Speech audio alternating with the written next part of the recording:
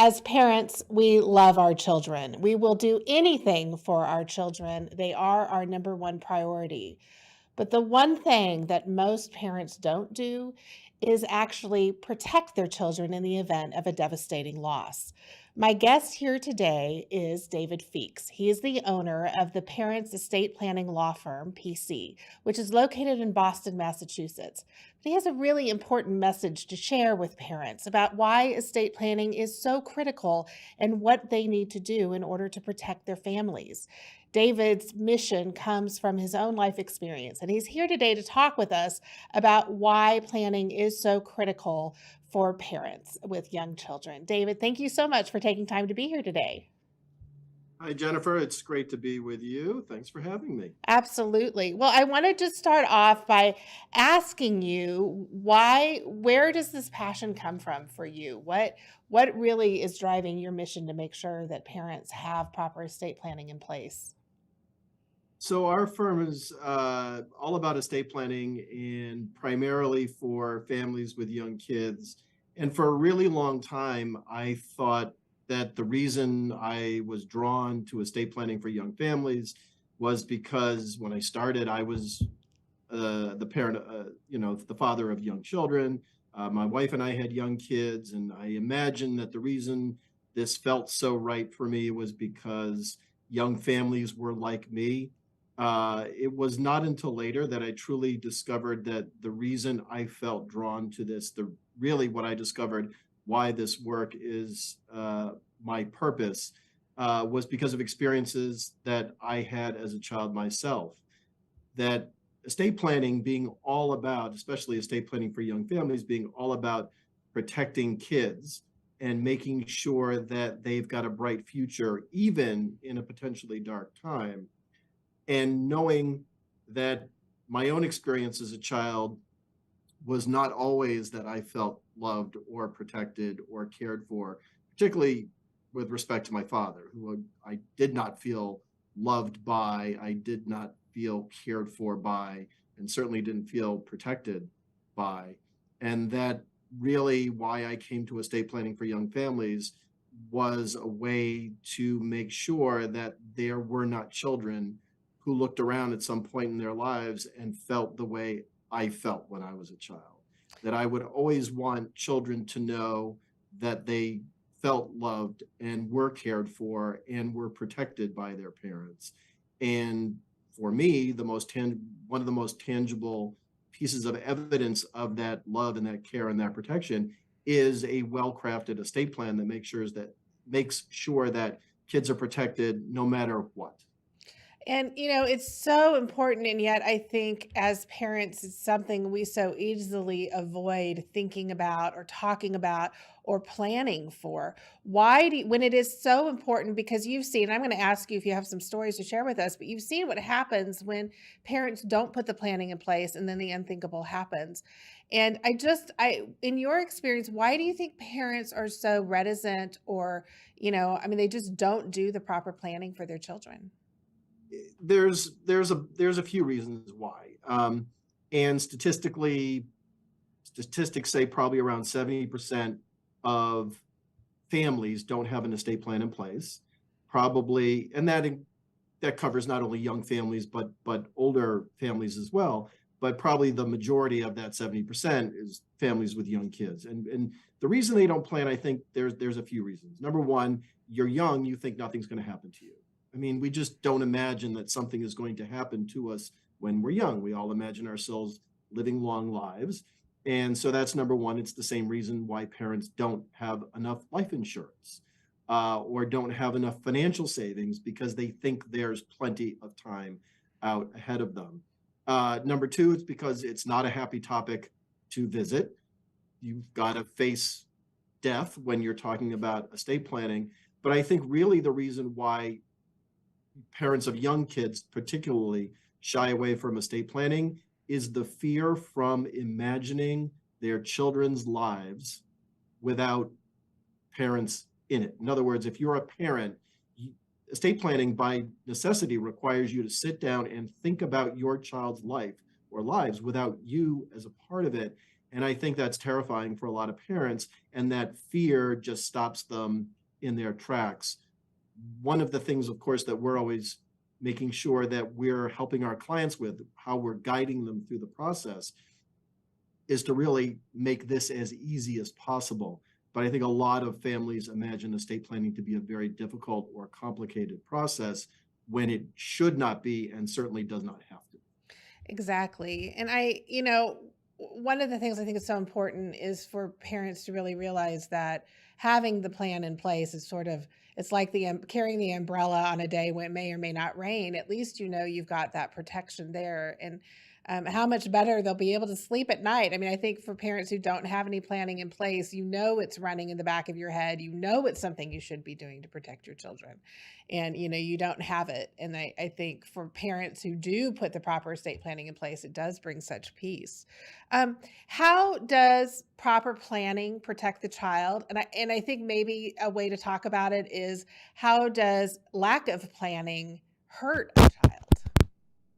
Well, here's how lack of planning can hurt a child. Number one, if you haven't created a plan, then, essentially a default plan takes over, and the default plan doesn't include in it anything that you necessarily want for your kids and who's going to take care of your kids.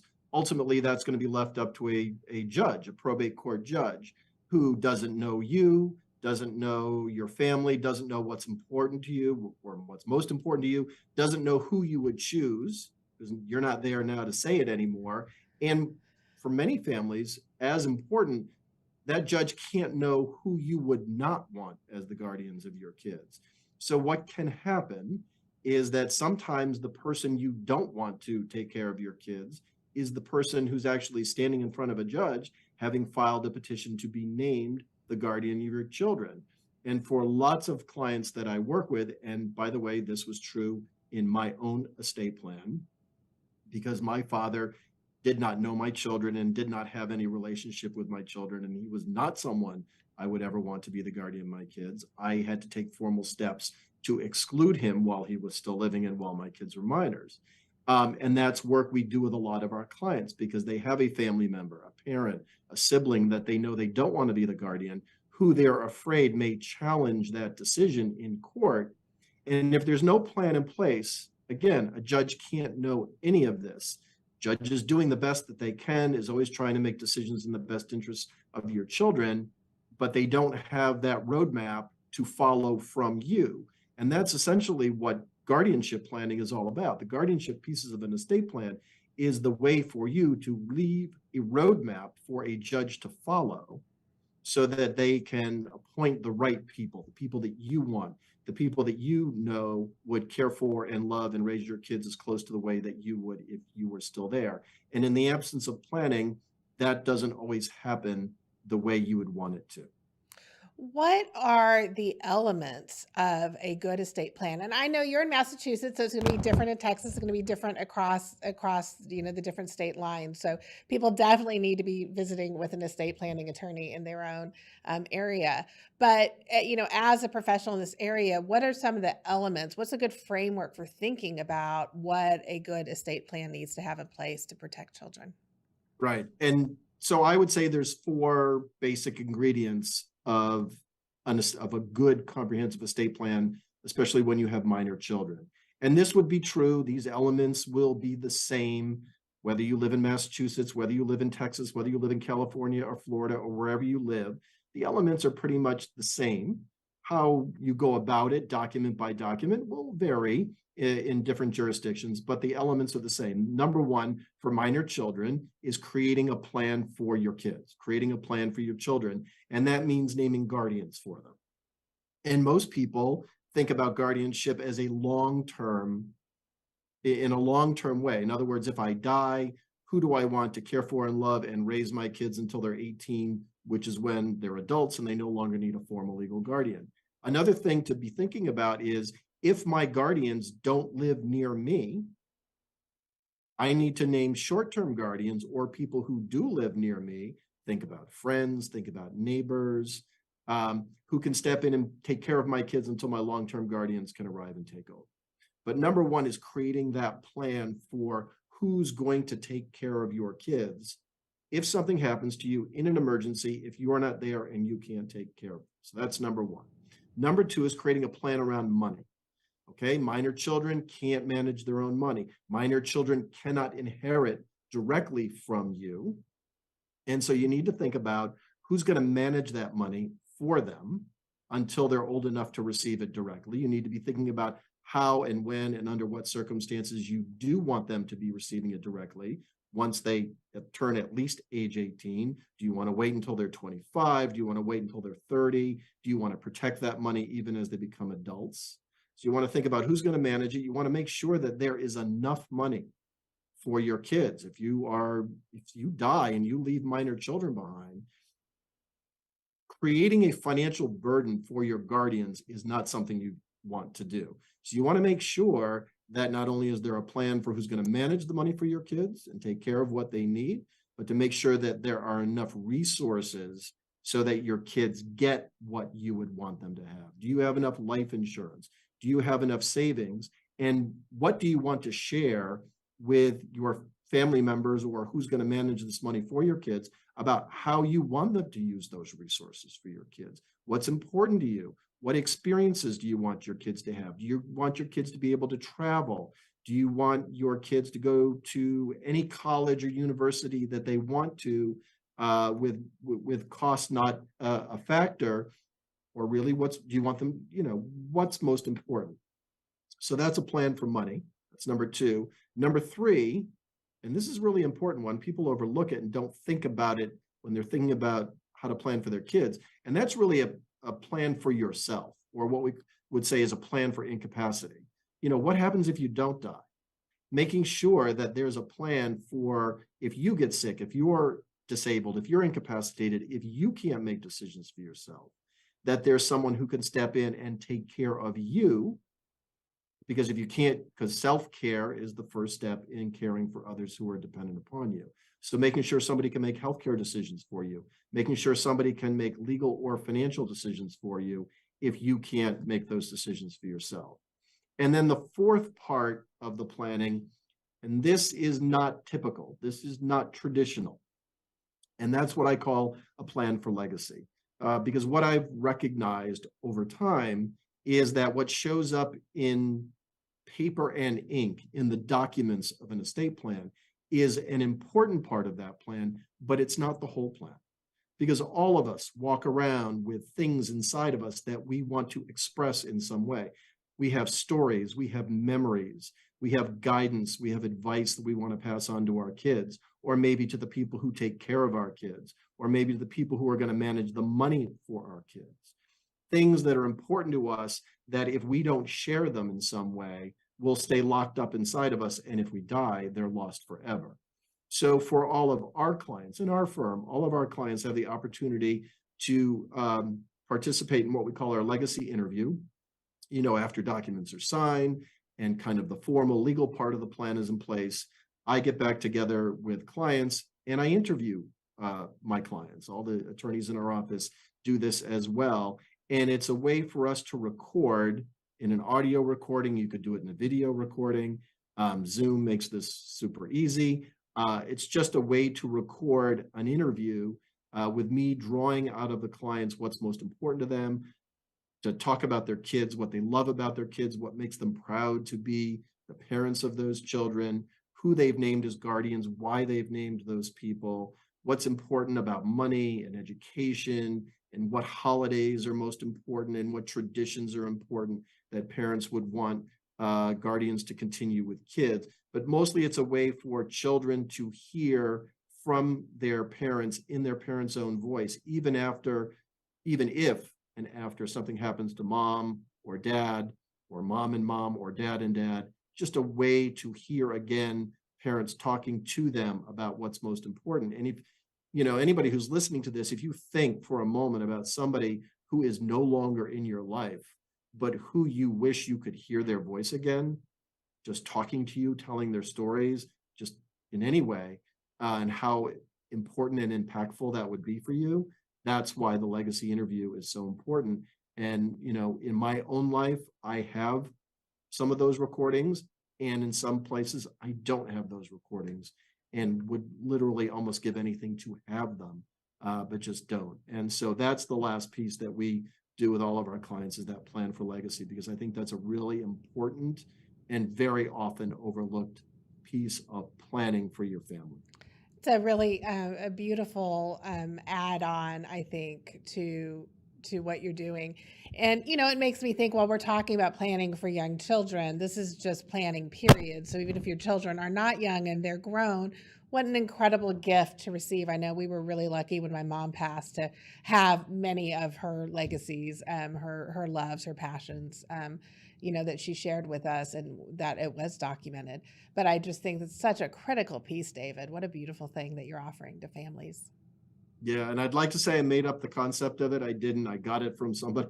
I got it from somebody else. But we've been doing this with our clients for the last 14 or 15 years.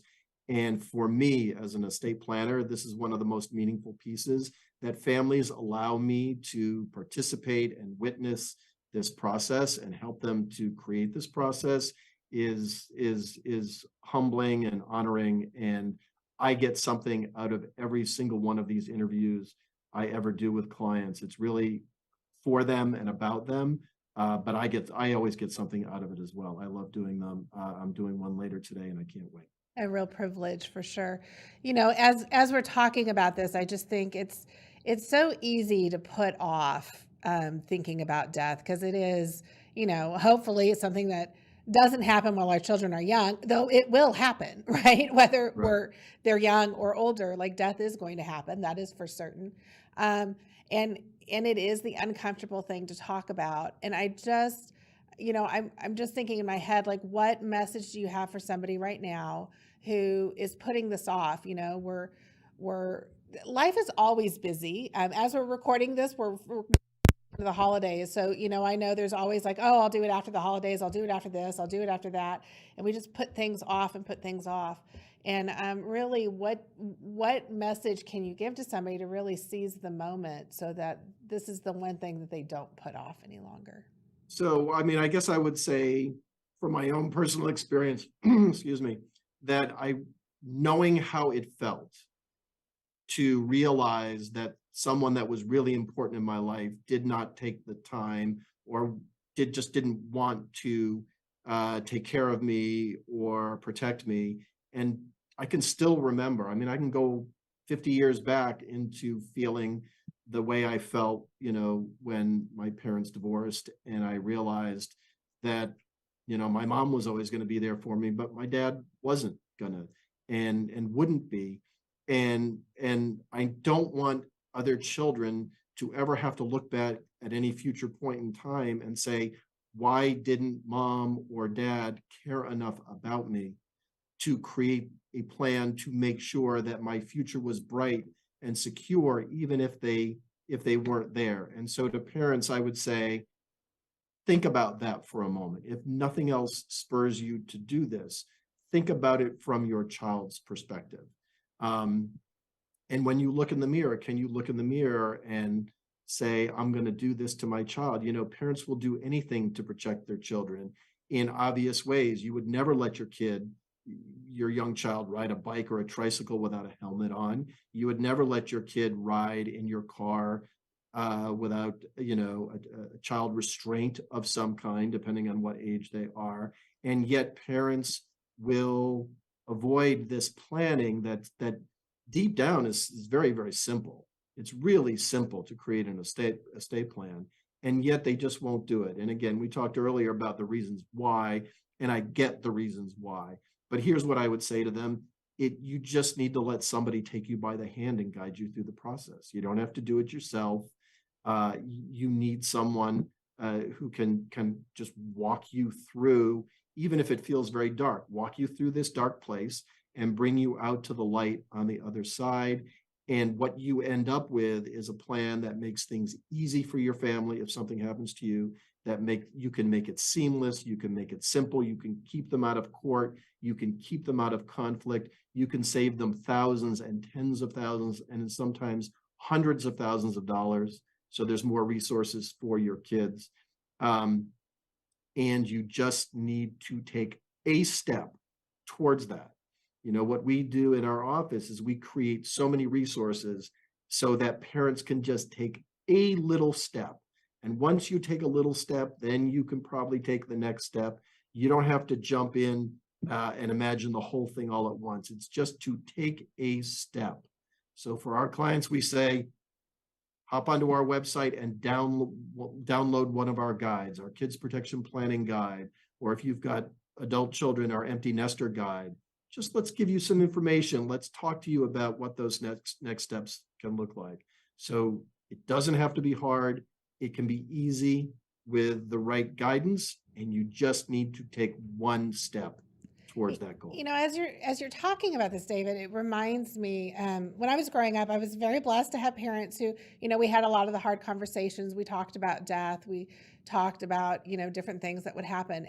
And as you're talking about this, I just think this is such an important conversation to have with children. Obviously, the conversation's different depending on the age, but death is something that we can really normalize and talk about with our kids, and to be able to tell them, look, if something were to happen to your dad and me, like, we have it all planned out, and here's what would be in place. And there is a sense of peace, and there's opportunity for questions in that too. So I'm wondering, what advice do you give to clients in terms of what they share with their children when talking about death? I think it's very healthy, obviously age appropriate. I think it's very healthy to share. One of our clients once came to us and said, when the plan, not long after we got the plan signed, and this was a mom of three kids, two of them twins and young. And I think the kids were 4 when one of the twins came down and said, Mom, what's going to happen to us if something happens to you and dad? And she was able to say, we have a plan, and we've got people who will take care of you, and you're going to have everything you need.